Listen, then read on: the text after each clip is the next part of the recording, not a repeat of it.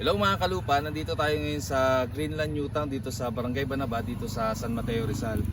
So ito po yung property na binebenta po namin, no. Greenland Newtown expansion, no.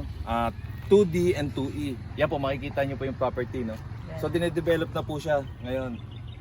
So marami na pong nakakuha, madami na po nagpa-reserve. So yan. So mga few units na lang po ang available, few lots na lang. Ayan, ganda po rito, tahimik. Ayan. So guys, ang price ng property dito, no, nasa 24,000 per square meter inner lot, and then yung corner lot is 24,500. So ang sukat ng property dito nasa 150 hanggang 300 pataas po ng mga kalupa. So maganda dito, makakuha kayo bago mag-end of March para di kayo mabot sa pagtaas ng presyo. So ngayon, magandang investment to mga kalupa, lalo na sa mga OFW dyan, no? So guys, ito magandang investment to. Shout out sa mga nag-message, no, kung mapupunta kami sa Tagaytay, Cavite, next time pupunta kami doon.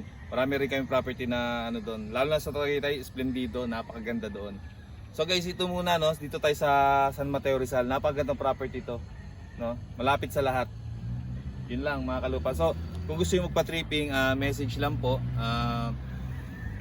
Basta yung message lang po kayo mga kalupa, no? Bye, God bless, bye.